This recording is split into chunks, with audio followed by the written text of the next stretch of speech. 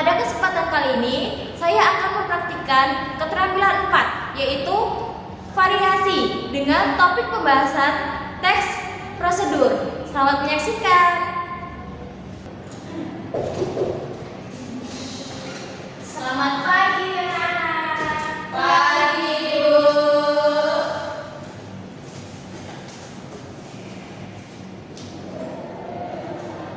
Silakan ketua kelas untuk memimpin doa terlebih dahulu.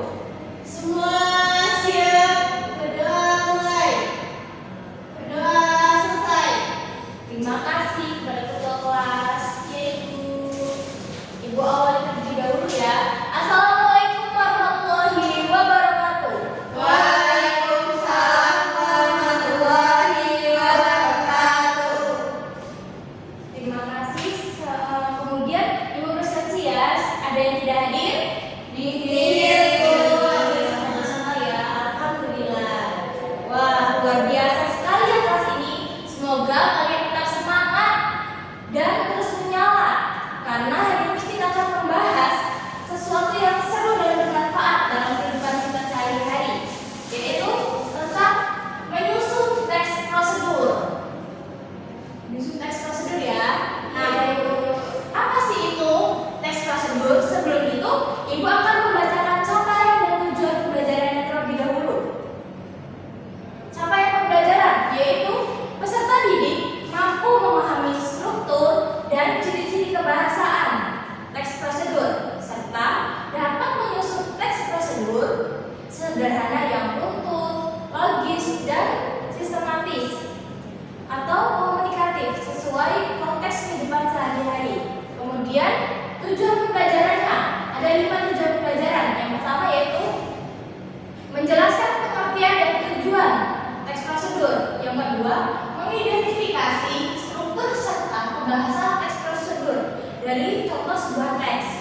Yang ketiga yaitu menentukan langkah-langkah kegiatan secara runtut dan logis. Kemudian yang keempat yaitu menyusun teks prosedur sederhana dengan memperhatikan struktur dan bahasa yang tepat.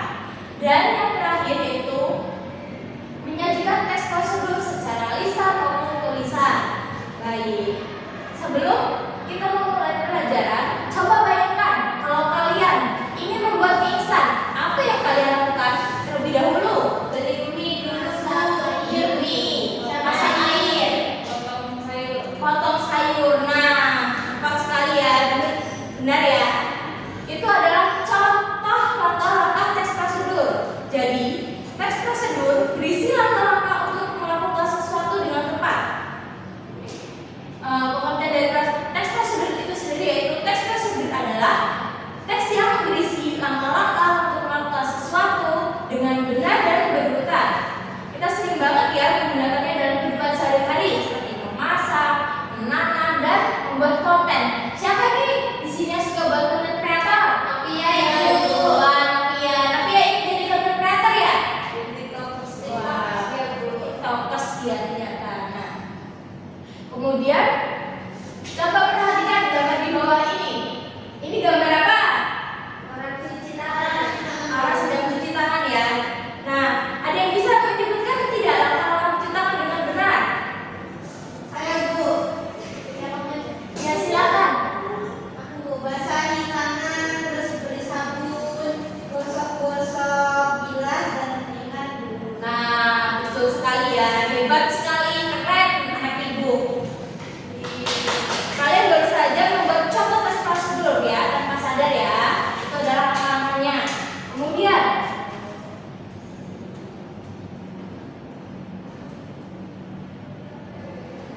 nah, coba perhatikan. Pada langkah-langkah berikut, cara membuat teh manis yaitu yang pertama, siapkan gelas, sendok, teh, celup, gula, dan air panas. Yang kedua, masukkan teh celup ke dalam gelas. Yang ketiga, tambahkan gula sesuai selera. Yang keempat, tuang air panas ke dalam gelas. Yang kelima, aduk hingga gula larut. Dan yang keenam, teh manisnya dinikmati. Nah, tadi itu apa saja menurut kalian? Apa saja tujuan dari membuat langkah-langkah membuat teh manis? Langkah-langkah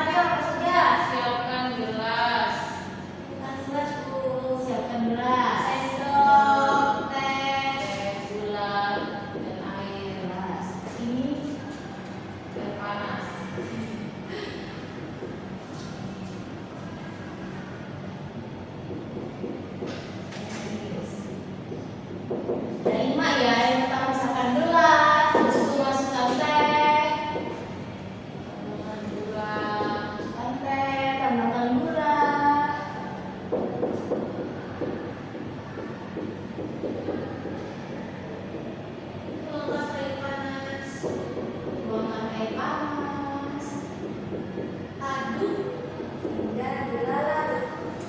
Dan terakhir apa? Adu.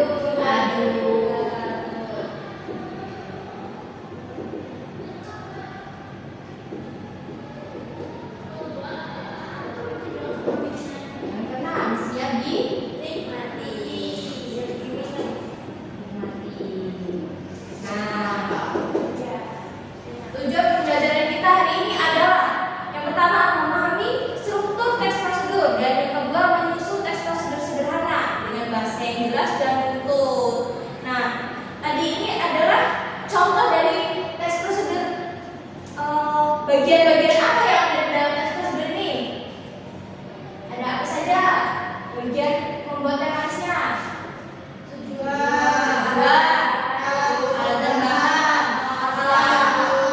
Luar biasa, tepat sekali ya. Jadi struktur teks prosedur terdiri dari tujuan. Tujuannya itu apa sih? Membuat teh manis. Tujuannya itu membuat Manis. teh manis. Kemudian alat gambarnya apa? Gelas, sendok, dan celek, gula, dan air panas dulu.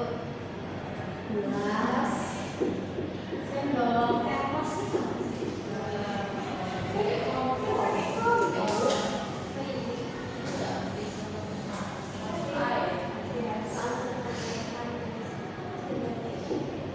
Panas. Dan ini tadi adalah langkah-langkah membuatnya ya. Iya. Ini juga membuatnya. Nah, kemudian Ibu punya permainan nih. Dari ini ada yang kalian tidak pahami? Paham, Ibu. Dari mulai tujuan, alat dan bahan, dan langkah-langkah pembuatan teh manis ya. Ini sudah prosedurnya. Nah, selanjutnya Ibu punya permainan nih. Silakan kalian ambil dan dibuat ya. Ibunya dulu.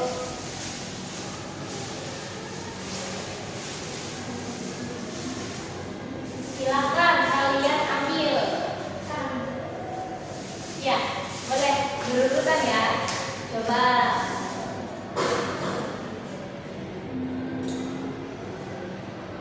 Oh, ini aja. Ya, kalian pilih juga, kalian sesuaikan. Sudah selesai belum?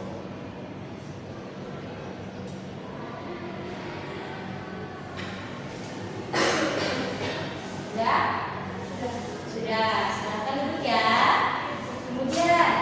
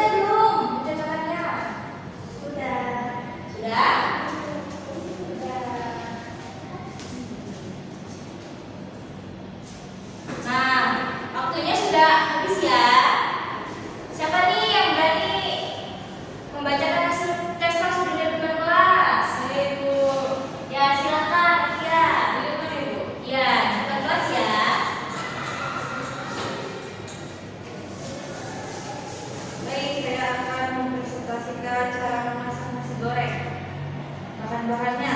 Itu yang pertama ada nasi yang sudah dingin, kemudian bawang putih 3 siung, cabai rawit 3 buah, telur 1 butir, bawang merah 3 siung, garam dan penyedap, kecap, minyak goreng, daun bawang opsional.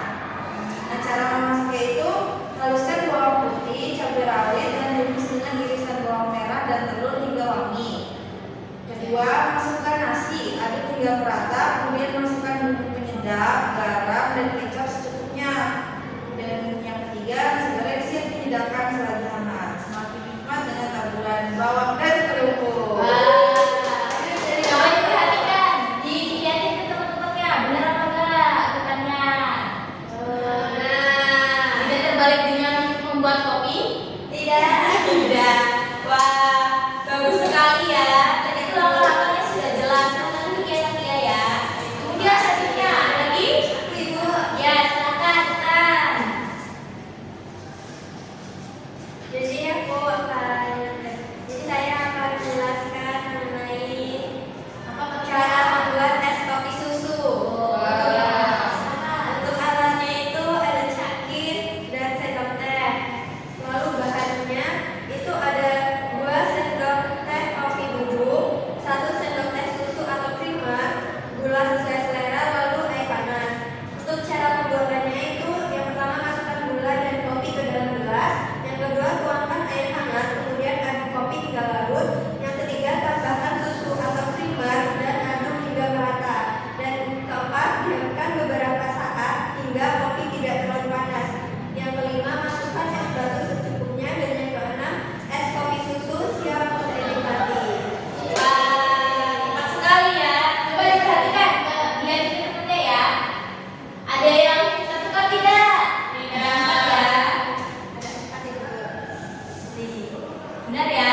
Sudah tertukar dengan ini? Lin? Tidak. Silakan duduk Iya, kembali. Bu. Yo, yang terakhir, coba.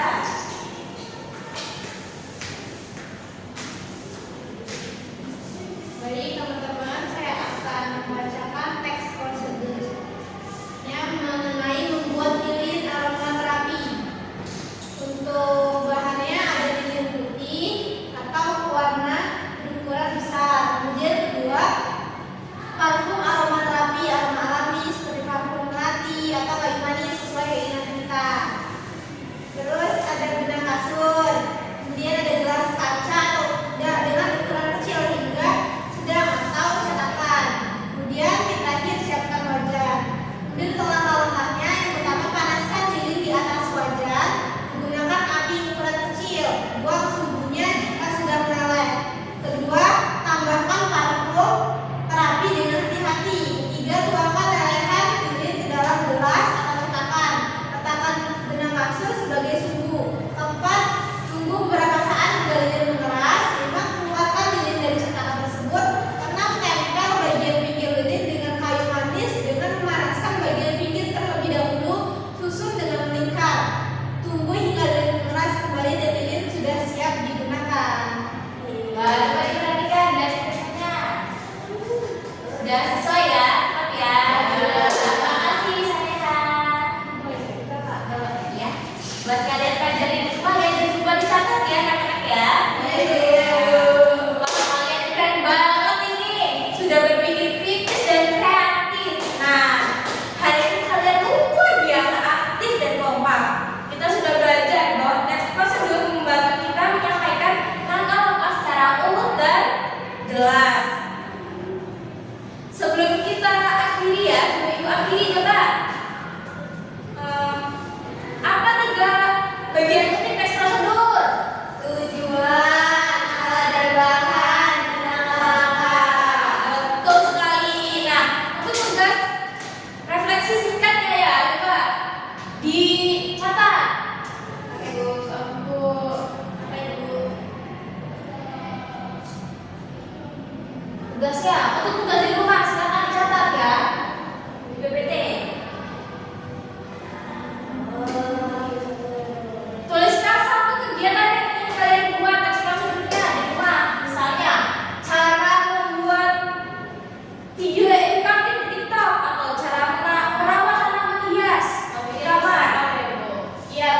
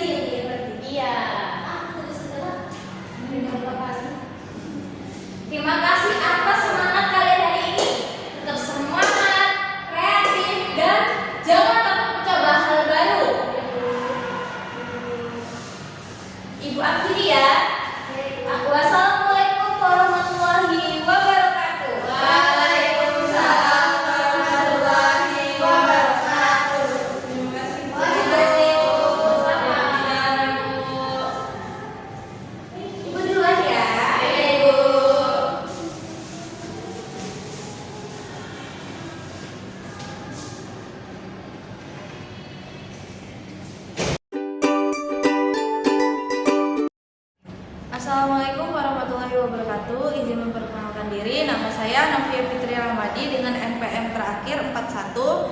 Saya akan membacakan hasil observasi tulis dari Bella Yulia Pratiwi dengan topik teks prosedur kelas 7 SMP. Jadi, Bella ini menggunakan variasi gaya mengajar, yaitu yang pertama, calon guru memberi variasi dalam nada, suara, volume, kecepatan bicara. Yang kedua, mimik dan gerak. Calon guru mengadakan perubahan mimik dan gerak untuk memperjelas penyajiannya. Yang ketiga, ada kesenyapan. Calon guru dengan sengaja memberikan waktu senyap atau hening dalam pembicaraannya. Yang keempat, calon guru juga melayangkan kontak pandang dan melakukan kontak pandang dengan siswanya. Yang kelima, calon guru bergerak dalam kelas untuk maksud yang berbeda-beda.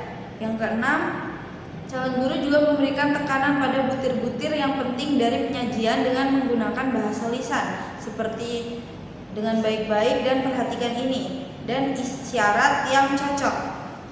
Yang ketujuh, calon guru juga menggunakan alat bantu yang dapat dilihat, yaitu dengan menulis di papan tulis, menunjukkan gambar, dan juga PPT. Yang kedelapan, calon guru juga memberikan kesempatan kepada siswa untuk menyampaikan pendapatnya. Dan yang terakhir, calon guru juga memperkenalkan perubahan dalam pola interaksi antara dia dengan siswa dan juga membuat kegiatan belajar siswa menjadi aktif. Terima kasih. Wassalamualaikum warahmatullahi wabarakatuh.